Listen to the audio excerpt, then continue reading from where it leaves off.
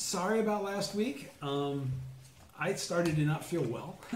I'm getting older. There may be times when I have to just cut things short just because my brain is telling me it's about to explode like it was last week. For those of you, I mean, everybody here knows when I went upstairs after we stopped the meeting, my blood pressure was very, very high, which was probably why I was having difficulty. So let's see if I can keep that from happening tonight. But last week, because I stopped early, I stopped me from saying hello to a couple people. And Joe, hello, and thank you for your reply. And specifically, too, I have my friend from India. And I'm not going to mention your name because I'm going to read what you read. I don't know how personal it is. But you said, I've listened to several Gosho lectures, and in particular your last lecture on Brahma Chakra. I'm currently in a situation where my sibling isn't treating me right. Of course, I am praying for happiness, but I also feel the need to distance myself so that my negative feelings that arise with the proximity fade away, and I am able to send Daimoku with a higher life state. Therefore, my question, how do we know that a decision is being taken in the right spirit and that I'm not being governed by anger and foolishness? I want to maintain my dignity, and it means taking some action. As a practicing member, this dilemma often arises. Would be great if you could elaborate on this. Okay, so I am. And then he says also, moving from the fifth to the sixth stage of practice, shit will happen, how to banish fear while you anticipate something down the line. Daimoku is the only way to banish that fear, bro. Because I know that fear very, very well. Mm-hmm. And if you think that I never feel that fear, that's not what I'm professing here at all. Confidence in the Gohonzon is never giving up. Confidence in the Gohonzon is do not begrudge your life, which is what we're going to get into. Mr. Lee's got a question here about embracing suffering. We don't embrace suffering as like suffering something that we want to like take on because there's something good to get out of suffering. Embracing suffering is really the concept that we do not begrudge our life. We embrace what is suffering. It's anything that's a challenging, distressful kind of situation. Those are the very circumstances that we attain Buddhahood through. Okay? So when you talk about embracing suffering, you're saying embracing taking on what's necessary to do what you got to do to become the Buddha in your present form. That's the whole deal here. So going back to my friend, as far as your sister is concerned, you need to make sure, especially since you're from India, that none of this has to do with sex, okay, as it relates to a sibling being of a different gender than you, possibly, okay? If when we're dealing with our family members, it's very, very strange. I've shakabuku'd so many more people that I don't know than I have my own family members. At the same time, I have shakabuku'd family members, and I believe that they've been reborn in my family already since then. Okay, so it's a very strange thing. It's very difficult for us to be able to, in my experience, understand the relationship that we have with all of our brothers and sisters. Mom and dad are pretty straight up. We know those. Okay, but brothers and sisters, there can be some serious conflicts with. Okay, I mean, for instance, I have two brothers that are extremely Christian, and they think I'm kind of like the devil, and have for almost 50 years. Yeah. So it's something that you have to really be careful about. What is the motivation here? That it's not the ego of a gender issue. Okay, and then next, I would say that the other thing that I would like you to kind of consider as you're taking on this challenge is that you can never leave a situation as a means of creating separation as a source of a solution. Okay, so you really need to never do what we're talking about here unless you've really chanted a lot of Daimoku. So when you're talking about how do you know about the shit's going to happen, how do you banish the fear, it's the same thing with the how do you do this and maintain the first question. Same thing, it's chanting Daimoku. Okay, chanting Daimoku with the sincere spirit to uphold the law and to prove the validity and the power of the Gohonzon. This is the key. See, this hasn't qualified what the situation is that's creating this conflict between the sibling, between the sister. Okay?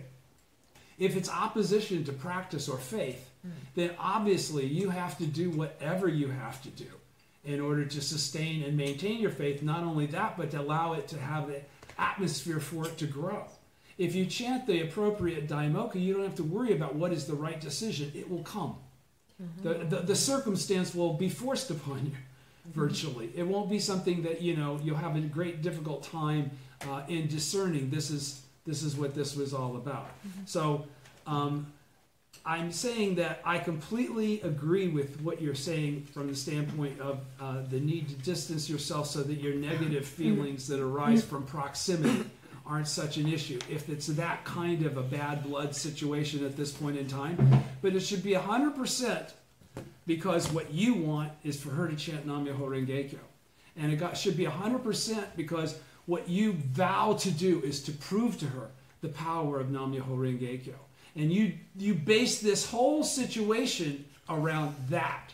That's the most important thing. It's not about your sister's attitude or your freedom or anything other than what is the best thing for Kosen Rufu. And for you to be able to shakabuku a family member is huge anytime you can do that. So when you pray for your siblings, it's a very profound prayer. I mean, it's not by chance of all the people. I mean, nothing's by chance. But I mean, to be born into the same family with the same parents. Okay? If your parents are going to attain Buddhahood, then they must have relationships with Buddhism. Right? So, it's as simple as that. And I was going to add some more, but I think I'm going to stop now because I've got a whole lot to read tonight. The thing is that this is the next to the last Go show in this lecture. Okay? There's going to be then Volume 5 is after this, and we've already got Volume 5. Some of us do. Those of you that don't have Volume 5, go through the process of starting to get a Volume 5. We're going to be doing Volume 5. Between Volume 4, once I finish the next one, I'm going to go back through all the videos and answer all the questions that I haven't ever touched on. Mr. Lee, you got a ton. I appreciate that. Again, when we're talking about embracing suffering, we're not talking about embracing it like, wow, I want suffering, like, some sort of like, that's the way I'll get rid of my bad shit. No, that isn't the deal. Okay? We embrace suffering through the attitude that we're not afraid of anything. And that we've already made a vow that we will defeat everything. And no matter what we have to go through or accomplish or experience for that to be the case, we're willing to do it. That's embracing suffering. Okay? Now, in fact, when you do that, that ain't suffering. None of that's experienced as suffering. You're a badass Buddha when you're doing that. That way, from that mindset. So there's no suffering to it.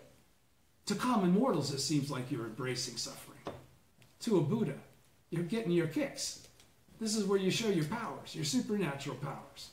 Okay, so let's go on to where we left off last week. And we were on page 122 is where I stopped writing, or stopped reading. I want to make sure that everybody understands that what we read last week, do you remember what we read last week? What was the point of this last week? What was the first thing that the lecture starts to touch on, to qualify, that Nichiren is expressing to Yasaburo? He's explaining the circumstance of comparing Amida to Shakyamuni. Yeah. I want to make sure that everybody, when you read this, you don't read him as saying Shakyamuni is something more than Shakyamuni is talking about, okay? Amida, no one's ever met Amida. Amida's from another world. It's another, who knows about Amida? How would we know about Amida?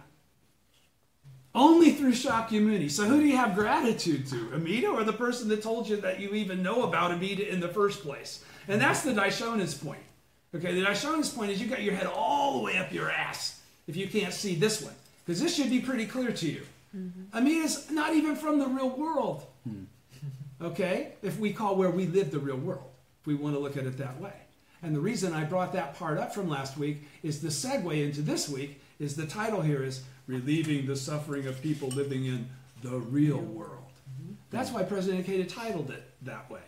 All right? Because that's what this Buddhism does. It doesn't talk about relieving your suffering in another lifetime. Right. It's talking about acing it in this lifetime. Not many teachings that afford you that opportunity, let alone that promise. Okay? Here we go. Top of page 123, first column. The way that Nichiren begins his refutation in this letter can be read as an attempt to fundamentally reaffirm the purpose of the Buddha's appearance in this world. And that purpose is none other than to relieve all living beings from suffering. Now, how does that occur? How is that possible? His purpose is to relieve all living beings from suffering. How is he going to take their suffering away? He cannot. He cannot. He's not God. Okay? He's relieved them of their suffering by teaching them the truth, so that they understand the source of their suffering, so that they can experience the hope and joy of defeating devilish functions and changing their suffering. Okay? So he says, even though he knew how difficult it would be to achieve his goal in the trouble-filled Sahe world, Shakyamuni Buddha made a vow to guide all who were suffering to Buddhahood. Right? We know that. We know that from the Lotus Sutra. At the very beginning, I made a vow to that's in there. He says in the Lotus Sutra, which is next to the last sutra, correct? And the Lotus Sutra, the perfect teaching of the Lotus and the Nirvana. And the Lotus Sutra aspires to transform this world full of suffering and distress into an ideal realm worthy of being called a Buddha land by realizing a fundamental change in the hearts and minds of its inhabitants. So again, how does that Sahe world become a suffering-filled world, become a Buddha land? Huh? Think about it. And the Lotus Sutra, which is his highest teaching, all right? Okay, I'll start again. Even though he knew how difficult it would be to achieve his goal in the trouble-filled Sahe world, everybody's screwed up, nobody knows the truth. Right. Shakyamuni made a vow to guide all who were suffering to Buddhahood, but he understood too that he couldn't tell them exactly what he needed to tell them because it was way over their head. Right. He had to do it in stages. And the Lotus Sutra aspires, because it leads the way to Mappo.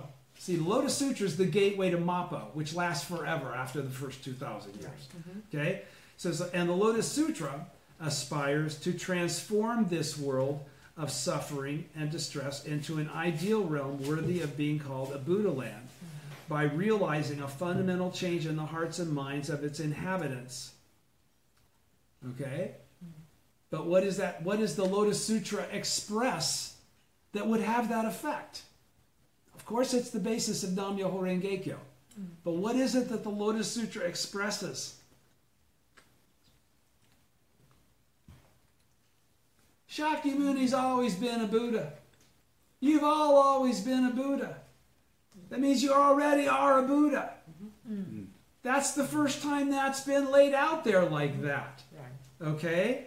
You needed to go to the Buddha land or something else. It wasn't that you always have been, he says, Shakyamuni's saying, hey, I achieved Buddhahood, majorless world system, dust particle kalpas ago, and the lifespan that I gained at that time has not even been a third used up.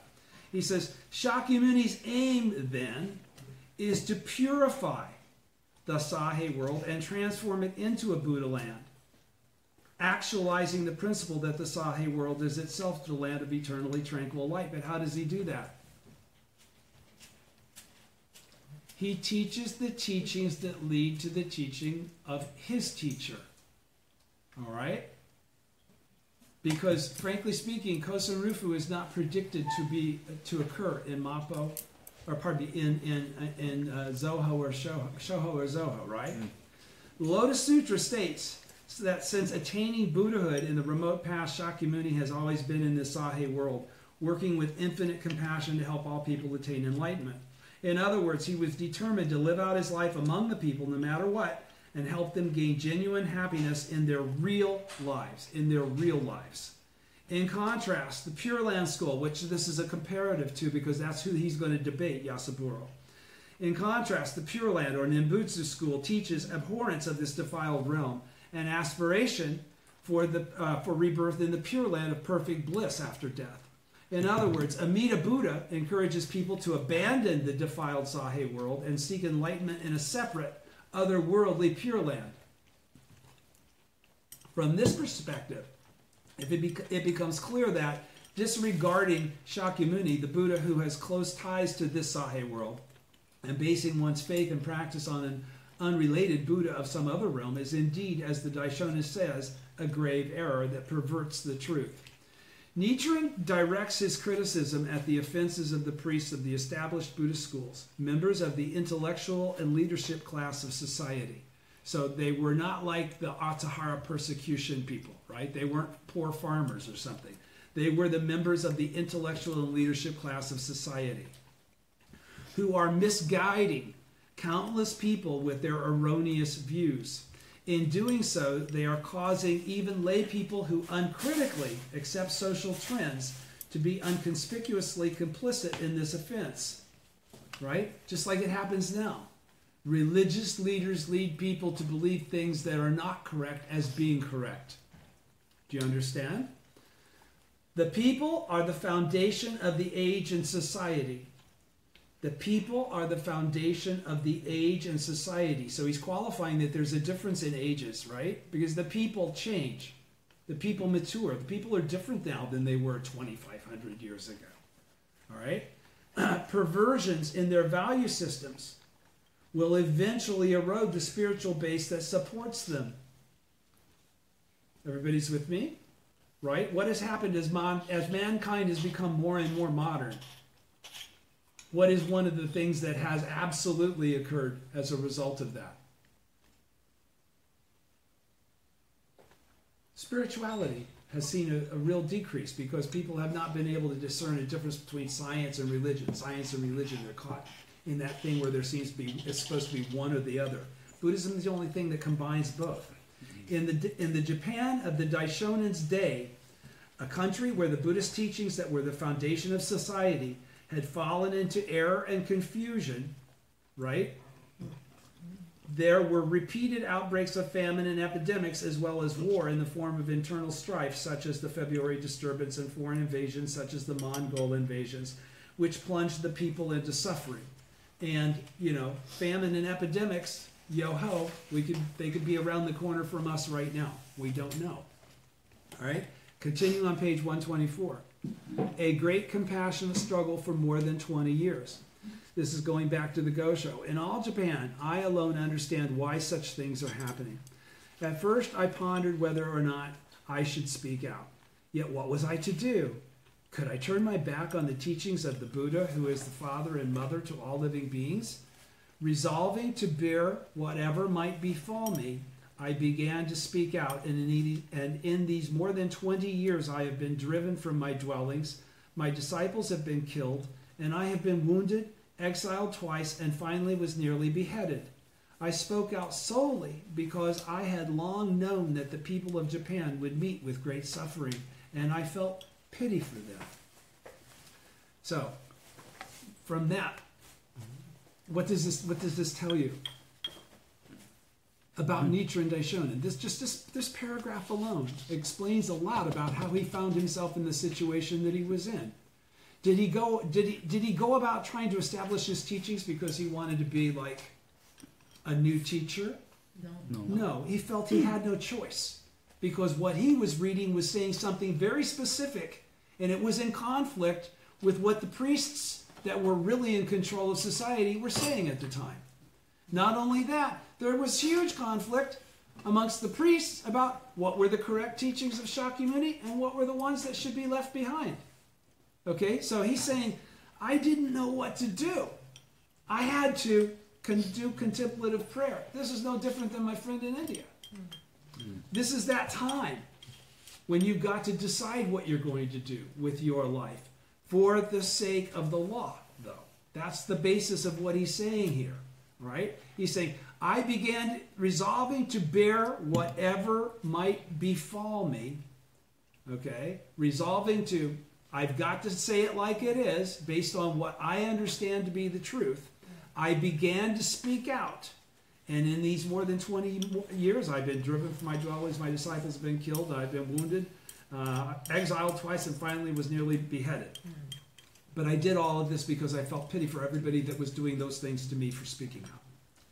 Nichiren Daishonin, alone of all the people in Japan, saw that the priests of the established Buddhist schools and their lay followers had fallen into the error of ignoring Shakyamuni, the Buddha of this world, to whom they owed enormous gratitude. Okay? Thus bringing great suffering upon themselves.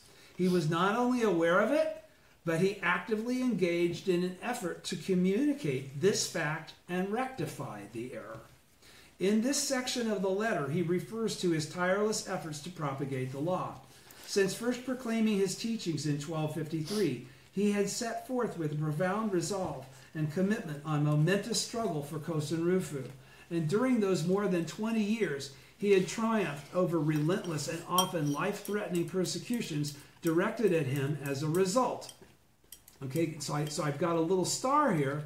That's to remind me to say that when we go through the things that we go through, and all of us around this table have been practicing for a period of years, okay? So we've all gone through those phases, all right? We should always understand that the most important thing for us is to never, ever, ever, ever give up. And that these life-threatening persecutions that we may face are nothing more than the Daishonin faced, and that every other person that has preceded us faces. There's nobody that has accomplished what we're trying to accomplish in our life by practicing this Buddhism that hasn't faced the same things that we face. Okay? So their examples are there, just like yours shall be, for the sake of those that follow you, to encourage them. You can make it. So you got to do it. In particular, it's important for us, at the top of page 124, first full paragraph. In particular, it's important for us to remember that Nichiren embarked on his struggle with a powerful resolve to whatever might befall him. To bear. So that when you talk about embracing suffering, Mr. Lee, that's what he's talking about. The words more than 20 years incidentally appear nearly 20 times in Nichiren Daishonin's writings. He marked his 20th anniversary of his teaching while in exile on Sado. I can't help feeling that these words encapsulate more than 2 decades of enduring and triumphing over every form of persecution described in the Lotus Sutra, being cursed and spoken ill of, attacked with swords and staves, and banished again and again. Just like the sutra said, the votary that would appear in the 5th 500-year period would experience. Why did Nichiren go on with his struggle, accepting the inevitability of such harsh persecutions? Mr. Lee? Solely because I had long known that the people of Japan would meet with great suffering, and I felt pity for them, he writes. So, what does he qualify here I'll finish this paragraph. He writes, this pity is a warm spirit of concern to share others' suffering. It is an empathy and understanding for what others are going through. It means relieving suffering, as in the phrase relieving suffering and imparting joy. And it is an expression of the Daishonin's profound compassion. So, I forget what I was trying to say there, but this pity is a warm spirit of concern to share others' suffering. It basically is saying here that the reason that we should be trying to attain Buddhahood is for the sake of the Buddha's will being actualized, realized, for the sake of Kosen Rufu. It's not just about us.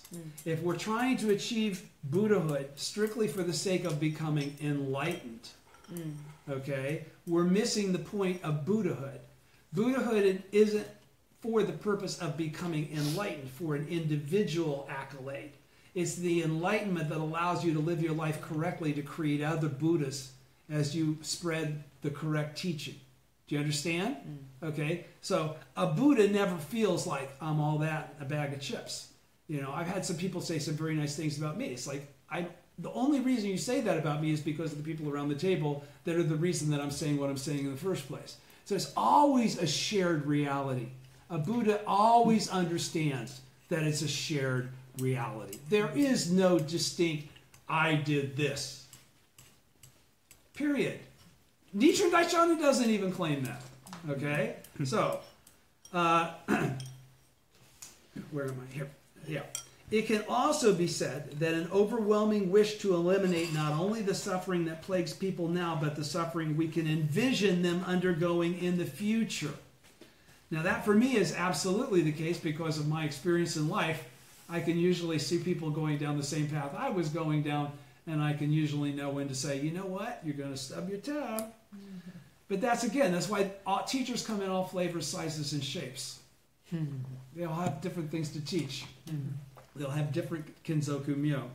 To be ready to face great obstacles and hardship in that cause and not fear or shun them is the heart of the great compassionate struggle of Nichiren Buddhism. So when you're talking about embracing struggle, there you go again, Mr. Lee. That was your answer straight from Daisaku Ikeda. It can also be said that an overwhelming wish to eliminate not only the suffering that plagues people now, but the suffering we can envision them undergoing in the future. To be ready to face great obstacles and hardships in that cause, which all bodhisattvas of the earth have taken a vow to do. Right? So if you're a bodhisattva of the earth, this is already a foregone. All right? And not fear or shun them.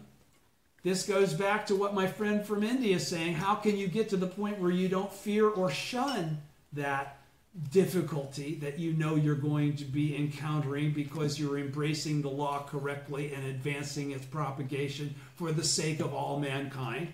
Whoa! All right? Not fear or shun them. Why? Because you have the wisdom to understand that you will always be victorious. There's nothing that can defeat you as the Buddha. Okay?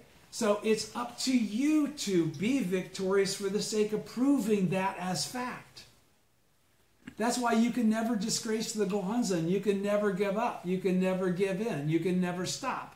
You've got to continue and win to the last moment of your life.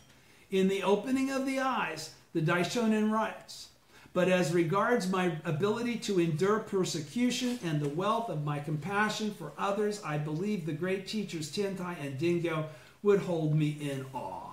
Because he possessed such immense compassion, he fearlessly continued to proclaim the correct teaching. Speaking about this passage from the opening of the eyes, my mentor Josei Toda once said, our efforts to introduce others to the Daishonin's teachings too must brim with conviction and as a manifestation of our great compassion with courage. Where there is conviction, there will always be abundant courage. All right? Mr. Toda said, our efforts to introduce others to the Daishonin's teachings too must brim with conviction. Now some people say, boy, you talk with a lot of passion.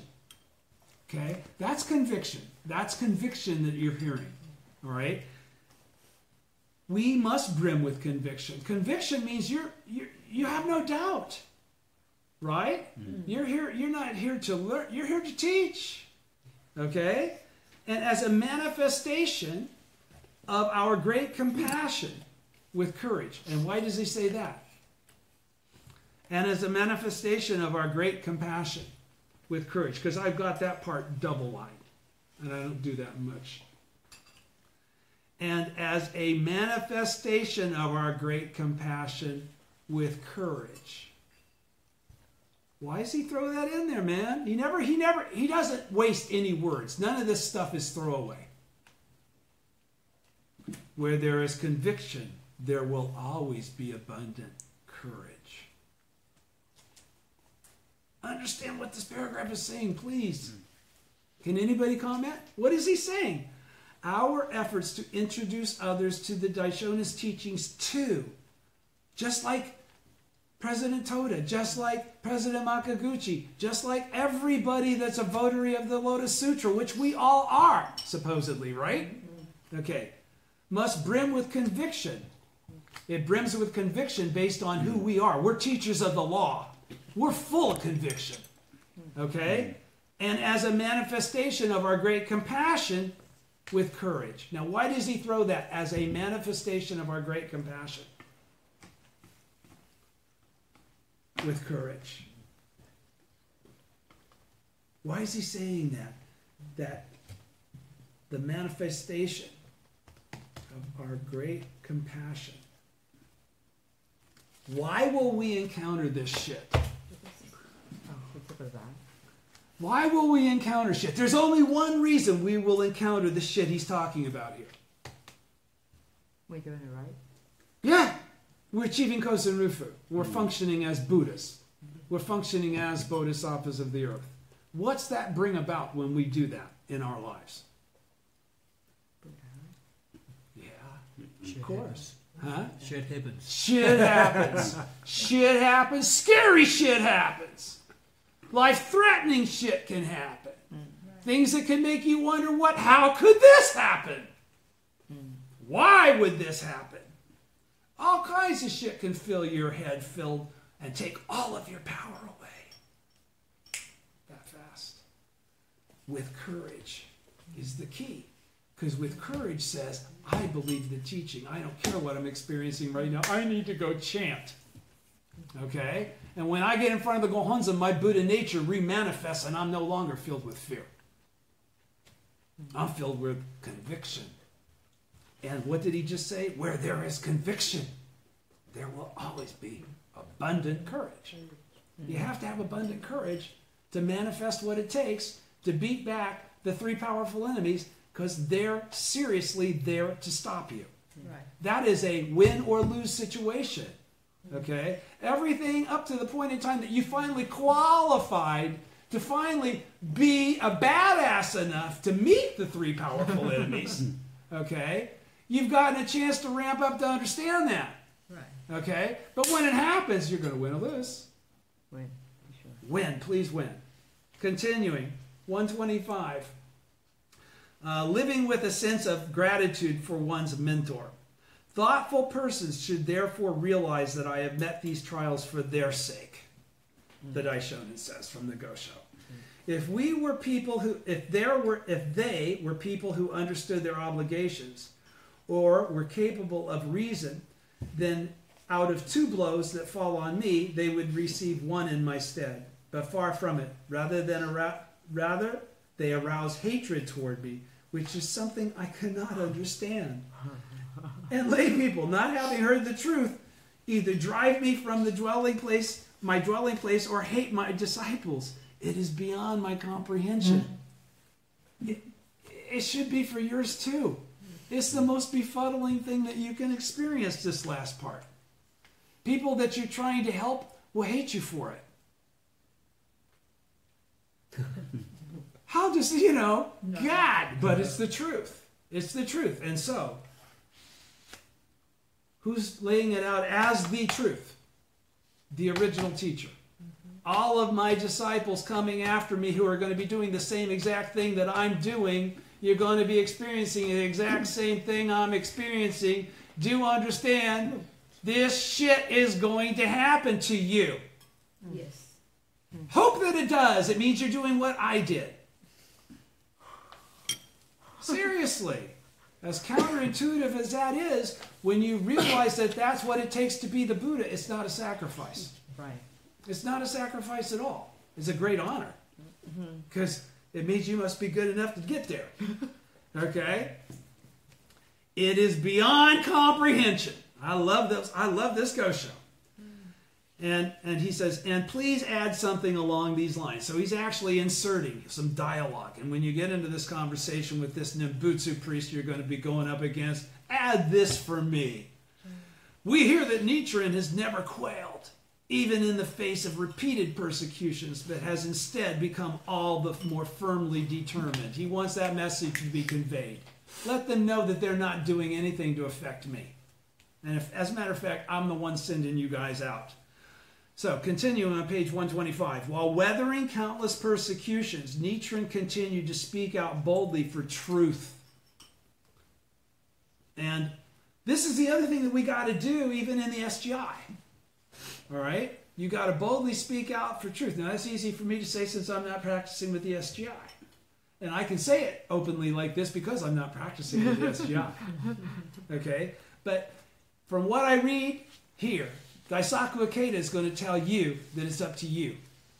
He's going to say he's counting on you. He's not counting on the organization. So listen to what this says. While weathering countless persecutions, Nichiren continued to speak out boldly for truth. He did this for the sake of the people. He did this to restore the true essence of Buddhism. Without truth, you can't have truth. So if you see something that's not truth happening in your local organization and you just let it continue and you never stand up, that's not what Daisaku Ikeda is telling you to do now. He's not telling you to have unity that means keep your mouth shut. Is he? No. Read what he says here. While weathering countless persecutions, Joe, Nichiren continued to speak out boldly for truth. He did this for the sake of the people. He did this to restore the true essence of Buddhism. In this section, he says that thoughtful persons who can see this reality should recognize that he has undergone these persecutions for their sake. If they were people who understood their obligations or were capable of reason, he writes, then out of 2 blows that fall on me, they would receive 1 in my stead. Here he is referring to how the Buddhist priests of the day ought to behave. Far from doing so, however, these very priests who were supposed to be experts on Buddhism not only failed to appreciate the Daishonin struggle, but were intent on persecuting him and his followers. And it was all about the money. And the lay people, deceived and manipulated by these slanderous priests, joined forces with them. Nichiren describes this saying, these people, failing to recognize their own rudeness, seem to think that I am rude. Well, I've heard that before. They are the ones with distorted views, slandering the Lotus Sutra. They failed to grasp this and instead denounced the Daishonin's valid refutations of the erroneous teachings they uphold. This is truly a case of the poison has penetrated deeply and their minds no longer function as before, from the Lotus Sutra. This is the frightening thing about slandering the correct Buddhist teaching. To those with distorted views, a person proclaiming the undistorted truth appears to be distorted. Wow. Say it again. This is the frightening thing about slandering the correct Buddhist teaching. To those with distorted views, a person proclaiming the undistorted truth appears to be distorted. To transform the society of his day, Nichiren embarked on his struggle without begrudging his life, which was the whole point of this. He began this struggle all alone in a land where the entire population was shrouded in fundamental darkness or ignorance. They were all slanderers of the Buddhist teaching, of Shakyamuni and the Lotus Sutra, right? How amazing.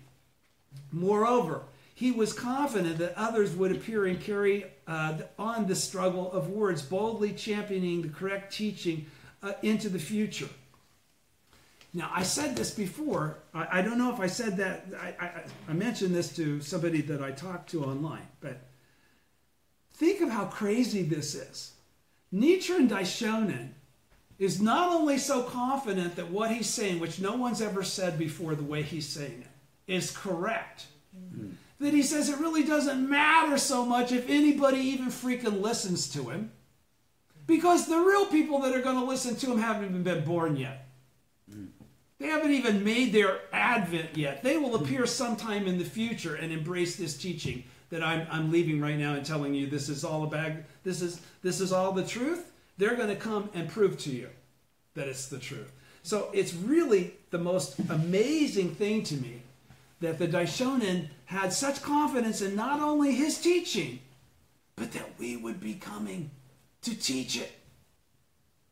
That's mind-blowing to me. The whole premise of his teaching is that we're going to come and make this happen. It's not that it's going to happen because he has some insight into the future. It's because he knows that these people are going to appear as Buddhas and are going to appear as bodhisattvas and teach others. It's amazing. To transform the society of his day, Nichiren embarked on his struggle without begrudging his life. He began the struggle all alone. Don't forget, this happened for one person in a land where the entire population were all slanderers of what he was going to say and shrouded in fundamental darkness and ignorance. How amazing it is. Moreover, he was confident. How could he be confident that others would appear and carry on his struggle of words with his same conviction? Holy shit! That's why I got to read this stuff 2 or 3 times, because I start crying so much I can't continue to read. Boldly championing the correct teaching into the future. That's what we're here for.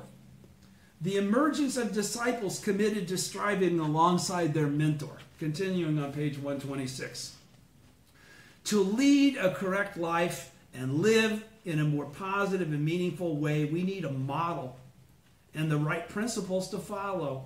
We need hope that we can move our lives in the direction of happiness. And to do that, the courage to face adversity is indispensable. You got to have courage.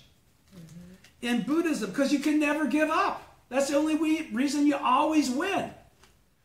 And to do so, the courage to face adversity is indisputable. In Buddhism, it is our mentors who teach us these things through their own example. That's where I learned it. Okay? I didn't learn it from reading it. I couldn't have gotten that example from just reading it. All right? I watched their lives. I watched Mr. Osaki go down fearlessly with stage 5 cancer, man, as the Buddha. They're the ones that teach you. They're the ones that teach you. There is no greater happiness than to have a mentor. There is no more noble honor than to be able to strive alongside one's mentor.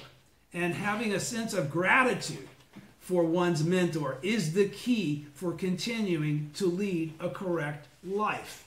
Now, so we can start with, there is no happiness than to have a mentor. Like Nichiren Daishonin, absolutely. But we all have many other mentors. But there's the original mentor. So I can go on each one of these. They're absolutely correct statements.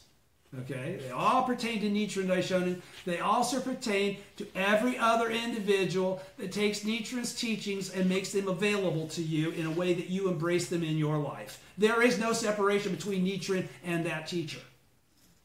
Do understand, that's Nichiren talking to you. All right? It is important for disciples to show gratitude to their mentors and to strive alongside them to propagate the law, because that's the only way it's going to last for 10,000 years and beyond. It's not going to be read a 10,000-year-old version, okay? I would like to reaffirm here that the Lotus Sutra teaches how the disciples undergo a great transformation from disciples who seek to be led to enlightenment by their mentor, the Buddha, to disciples who lead others to enlightenment with the same vow and commitment as their mentor. Oneness of mentor and disciple. In other words, the Lotus Sutra's vision of helping all people attain Buddhahood, enlightenment, only becomes complete with the emergence of disciples who strive with the same spirit as their mentor. I feel that this letter conveys Nichiren's hope that his disciples will stand up courageously on their own as protagonists of Kosen Rufu. Also, unless his disciples inherit this self-reliant spirit of faith, not dependent upon anything other than your connection to the Gohonzon, they will not be able to withstand the various obstacles that are bound to beset them. To me, the Daishonin's words communicate the passionate call. My disciples, challenge yourselves as I have. Stand on your own and win. Very important paragraph again. All kinds of stars around it. I'm going to read it again. Daisaku Ikeda saying in this lecture, I feel that this letter conveys Nichiren's hope that his disciples, the ones that he envisions are going to stand up. Look, he already said, it is beyond my understanding a minute ago when he said he couldn't understand why they're giving him shit when he's only trying to help him. He was a human being. He didn't have a crystal ball. He didn't know Tom was going to come, but he knew Tom was going to come. Do you understand? He knew all of us were coming. All right. Whew. So he says, he will stand up. Okay. Daisaku Ikeda is saying this to you. Now, why did he write this? Did he write this to educate the leaders of the Soka Gakkai? No. What did he write this for? To speak directly to the members of the Soka Gakkai. The practitioners. All right? And what does he say? He says to you, I feel that this letter conveys Nichiren's hope that his disciples will stand up courageously on their own as protagonists of Kosen Rufu. What's a protagonist mean? As a champion, as a noteworthy, I'll take it on and do it myself if I have to. Also, unless his disciples inherit this self-reliant spirit. So Daisaku Ikeda is saying, without this spirit of self-reliance, okay? Because you guys hear unity, unity, unity, unity. But that unity is the unity of you and Nichiren. That's what creates the ultimate unity of the organization. All right? Also, unless his disciples inherit this self-reliant spirit of faith, they will not be able to withstand the various obstacles that are bound to beset them, and they'll go Titan. They'll catch it again in the next lifetime. They started. It's not like it's going away forever, but they won't attain Buddha. Do you understand what I'm saying? Right. All right. To me, the Daishonin's words communicate the passionate call, my disciples, challenge yourselves as I have. And in qualifying that, he's saying it himself.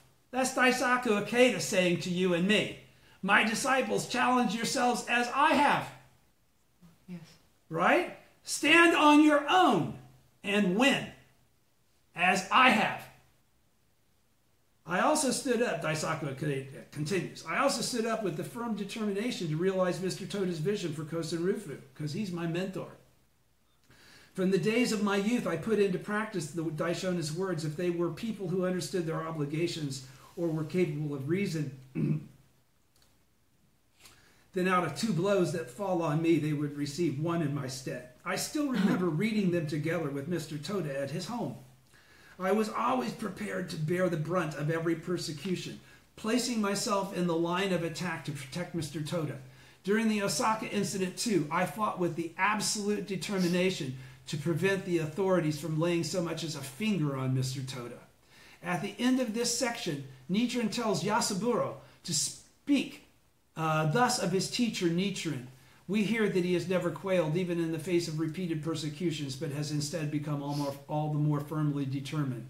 Whatever the times, it is important that we continue to fearlessly speak out for truth and justice with the same indomitable spirit as our mentor burning in our hearts.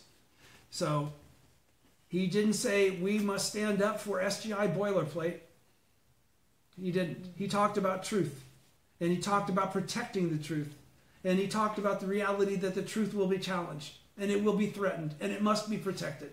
And that's why those that have the mission to learn the teaching and understand and be able to teach others must take the effort to do so. Right? Okay, so. And also I wanted to make the point, he says, I was always prepared to bear the brunt of every persecution, placing myself in the line of attack to protect Mr. Toda. Do you think that's boilerplate? No. No. Why do you think he became the 3rd president? There were certainly very many senior people to him. Because he lived this. He lived this. And is he bragging now? And what he's saying here is this to brag to us about what a badass he is? This is to show us the way. This is the attitude of a badass. You take the blow for your mentor. Do you understand? Okay. All right.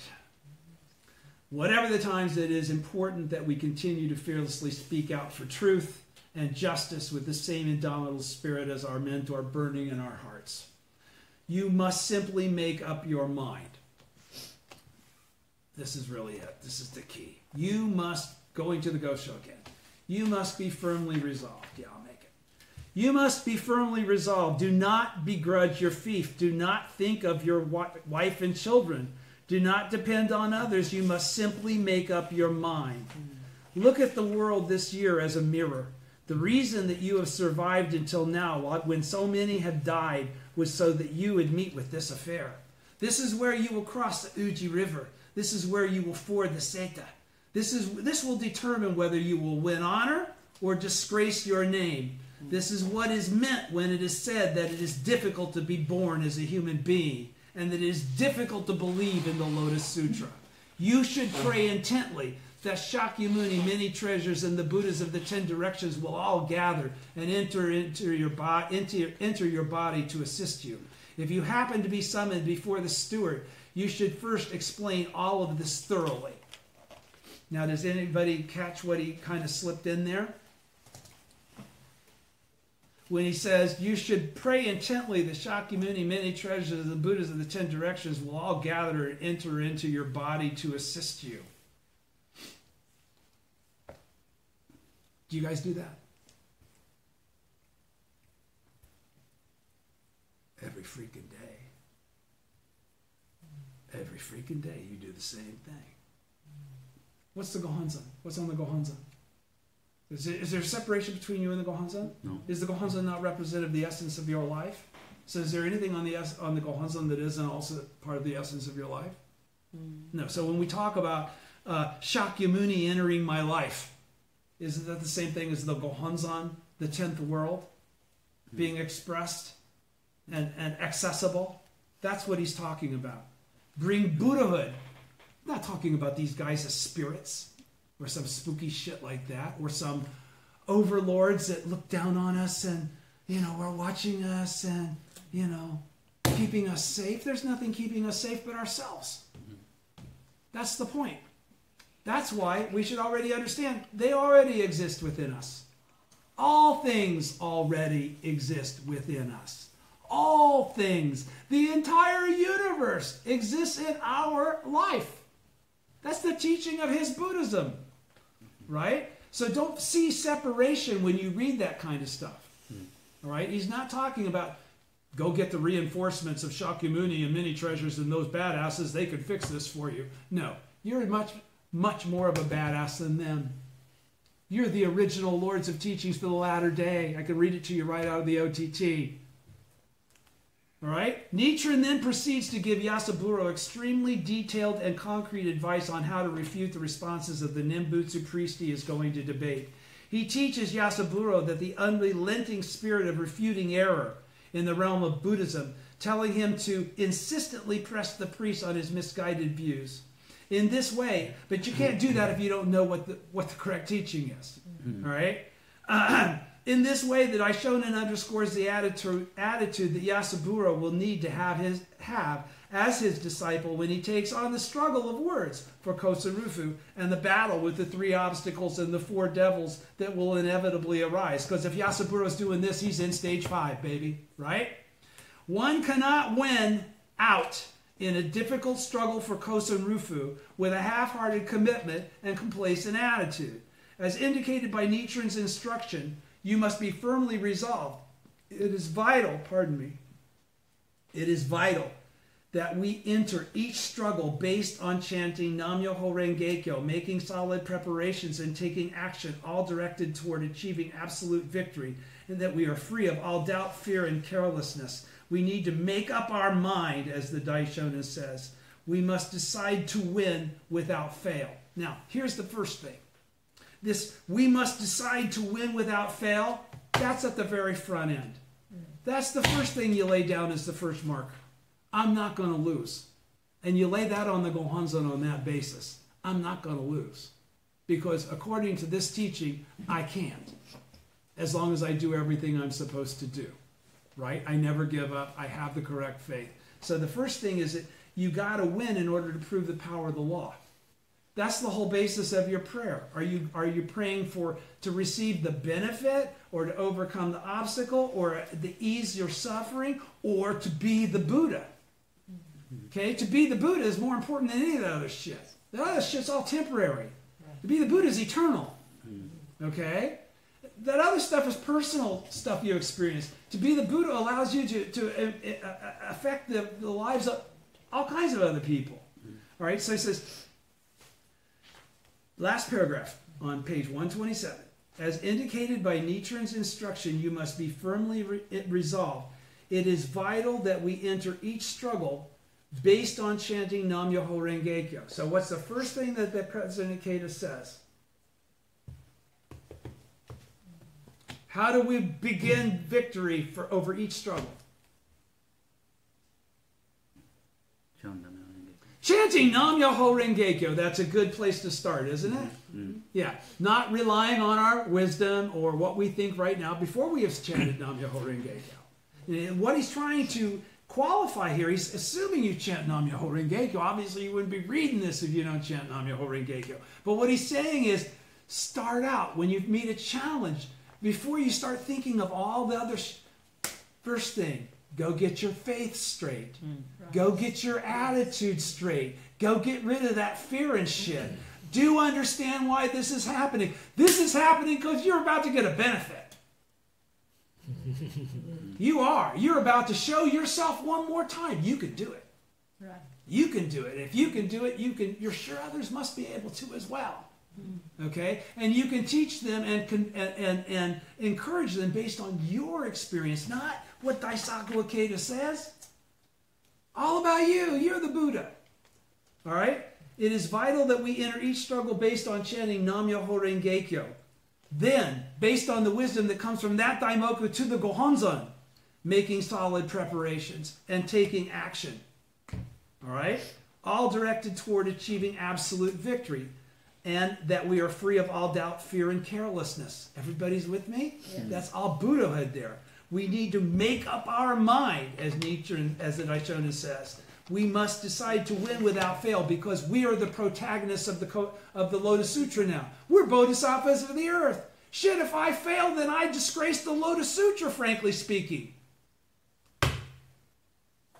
Really? That's your attitude. You got that attitude, you can't ever get beat at anything, man. You could be a spooky, powerful person if you really believe that to the bottom of your toes. I'm telling you. I'm telling you. And I don't care if people think I'm crazy or over the top. It really, really, really is real. There is no greater source of pride than being able to engage in a crucial struggle for the sake of Buddhism. To engage in the struggle of words for Kosen Rufu, using our body, our voice, and our actions to promote the correct teaching of Buddhism and convey the integrity of our mentor, the original teacher. The reason that you have survived until now, quoting the Gosho again, when so many have died was so that you should meet with this affair, writes the Daishonin. Okay, he's basically saying that's how we should look at everything. Everything that pops up, we should be going, the reason I've survived so far is because I'm going to kick this one's ass too. Right? Being able to encounter the mystic law in the latter day and walk the path of worldwide Kosen Rufu together as SGI members united in the shared struggle of mentor and disciple is itself an unsurpassed honor. It is a brilliant golden life. Mr. Toda said, when life in this troubled world is hard, we are forced to ask ourselves, why were we born? It is due to our karma from past existences that we were born in this world with the mission to carry out Kosen Rufu in response to the Daishonin's decree. It all comes down to whether we are aware of this or not. Whoa-ho! What'd that say? Bodhisattvas of the earth, all over it again.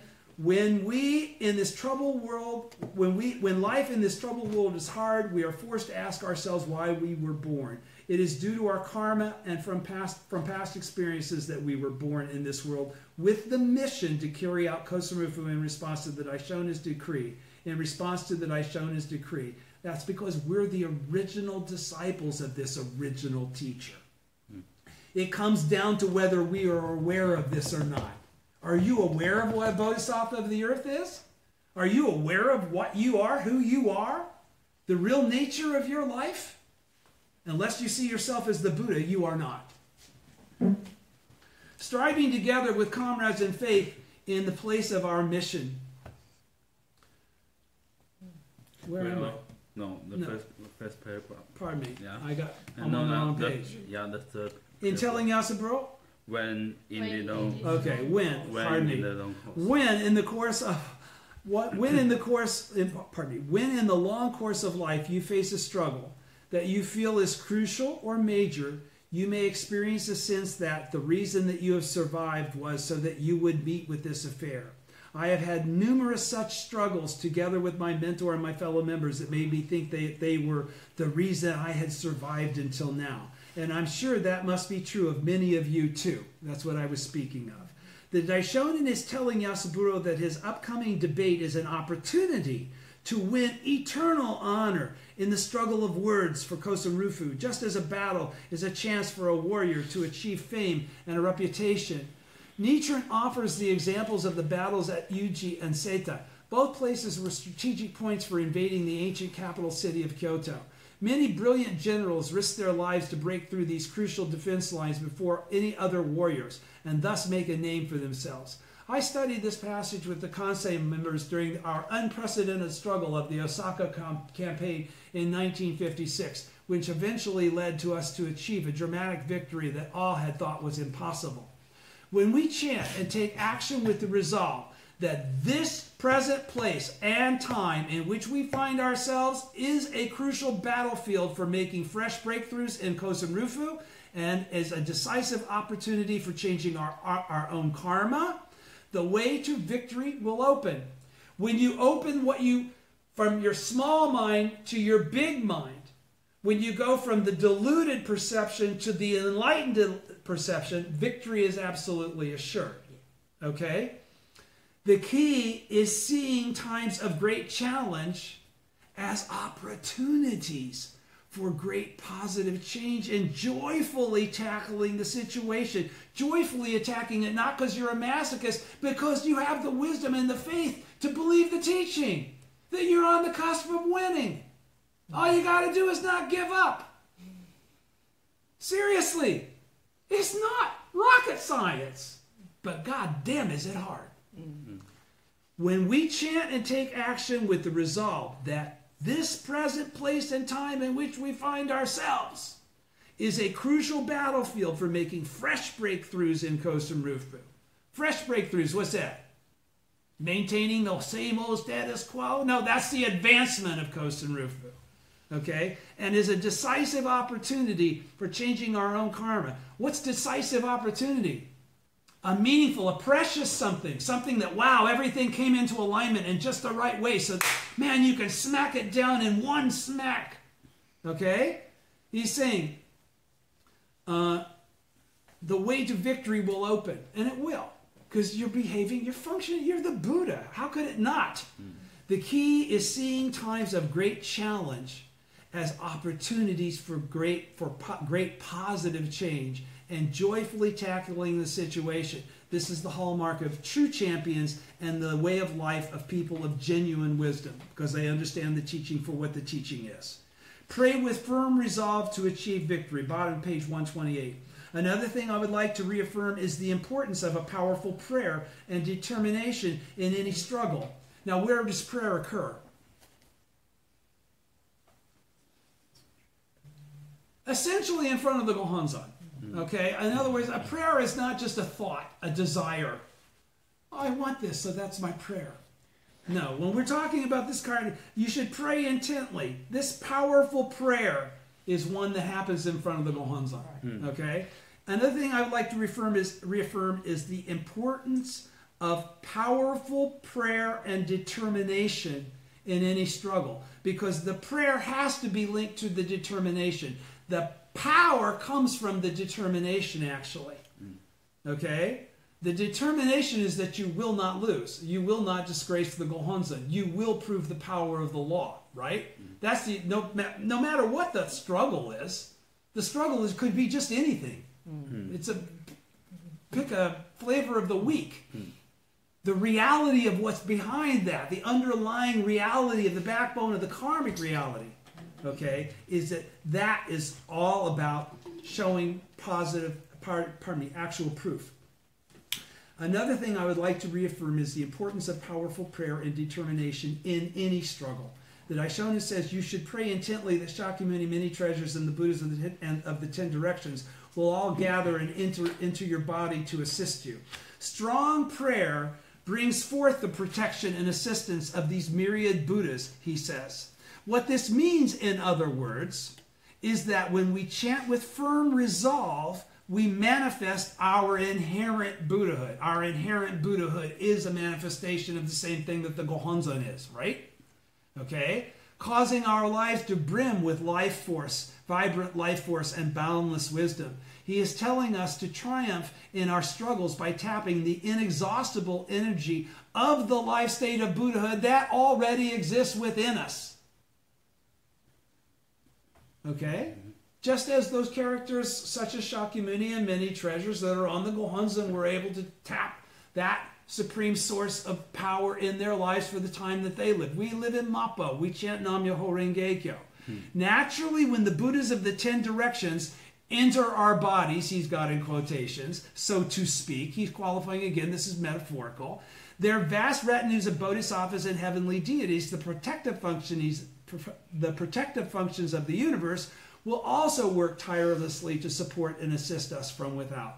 In this way, Nichiren tells Yasaburo to pray intently and exert himself wholeheartedly. We of the SGI have been striving in faith with this exact same spirit, which is why we have won as champions of the Buddha's noble cause.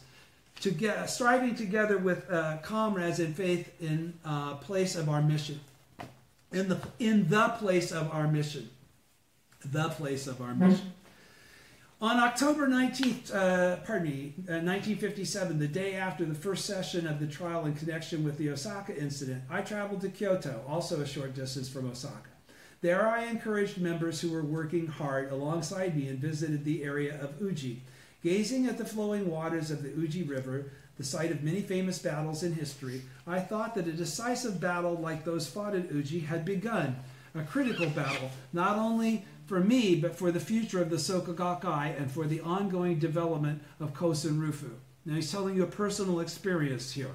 All right, do you understand that? He's doing a flashback to October 19th, 1957, when he had gone to Osaka, and since he was there, he went on up to Kyoto. Okay, and he had this realization as he looked at the Uji River, all right, that a great battle had begun. Again, 1957, is he the president of the Soka Gakkai yet? No. Is he even the leader of the Soka Gakkai yet? Is he the number 2 man in the Soka Gakkai yet? Is he the number 3 man in the Soka Gakkai? No, don't forget, he was not number 2 or number 3. Do you guys think he was? No, he wasn't like Josei Toda and then his brimming, youthful disciple Daisaku Ikeda. There was a whole hierarchical bunch of old dudes, okay, that were leaders. You do know that, right? Yeah.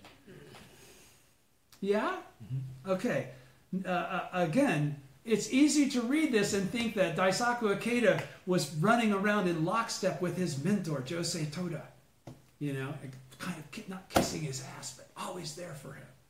No, he was always there for President Toda in whatever President Toda asked of him. But he was not the number 2 guy or anything. He's the guy that did this campaign, the Kansai campaign, where they shakabuku, what was it? 1,111 or 101,011? Some weird, huge number of people in a very short period of time within this campaign. This is what made him famous, actually, this campaign. This quote that I'm reading and why I'm giving you this preface to it is because this is all happening before that all happened. He's the one that said, I see a shift. He's asking you to be aware. You got to be aware. But you may become a time when you go, oh, I see a shift. All right? At that moment, he's telling you this. At that moment, while I was gazing at the Uji River on October 19th in 1957 and realized that the future was now developing for Kosen Rufu, and that some strange shit was happening. It was going to become more difficult. At that moment, I decided deep in my heart that I would win without fail, overcoming every obstacle and difficulty to achieve a victory for Buddhism and to widely convey the greatness of my mentor to the world, and that this obstacle had arisen in my path for just that purpose. All of you memorize that, and you'll never have another real problem for the rest of your life. Let me say it again. If you can come to this realization, at that moment, I decided, I as a person, as an individual, took it upon myself to make the conviction and the determination in my heart for my life that I would win without fail, overcoming every obstacle and difficulty to achieve a victory for Buddhism and to widely convey the greatness of my mentor to the world, and that this obstacle had arisen in my path for just that purpose. He was put on trial. It took him 4 years to beat this court case. Okay? In whatever land you may be, wherever a man is fighting for right, for justice, for truth, there is your brother. These are the profound words written almost 2 centuries ago by the Italian thinker and revolutionary Giuseppe Mazzini, who founded the organization Young Italy to fight for the unification of his country and to create a new age. Even seemingly small, God, listen to this, guys. Even a seemingly small